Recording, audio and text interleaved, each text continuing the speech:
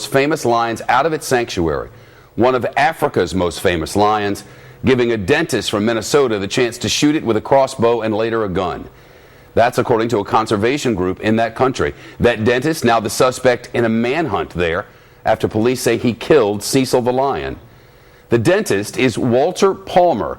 He's accused of paying guides tens of thousands of dollars to track the protected lion.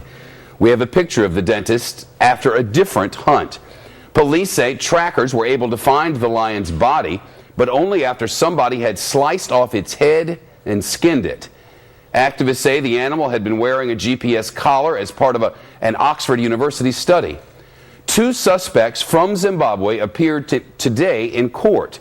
Each faces up to 15 years in prison on poaching charges.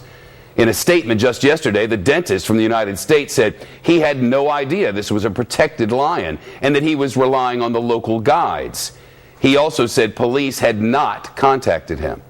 It's a developing story, and Trace Gallagher with the latest from our West Coast News Hub. What more do we know about this hunt specifically, Trace?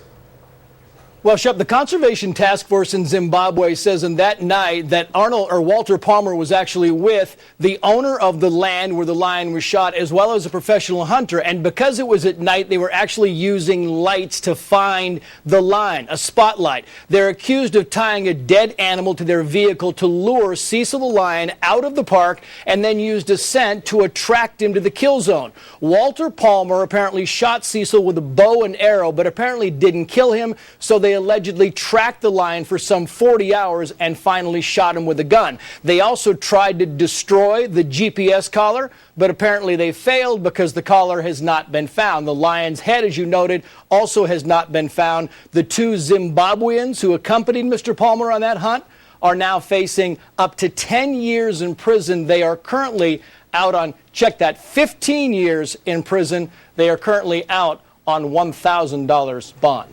Shep. Trace, what more do we know about this American dentist?